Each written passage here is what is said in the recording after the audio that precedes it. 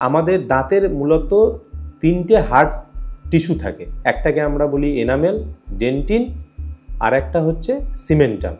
তাহলে crown part, যেটা মুখ খুললে আমরা দেখতে পাই মুখের মধ্যে মাড়ির উপরে থাকে যে পার্টটা, সেই পার্টটাকে ঢেকে রাখে হচ্ছে, যেটা আমরা দেখছি ওটা এনামেল, ওর ভিতরে থাকে হচ্ছে ডেন্টিন।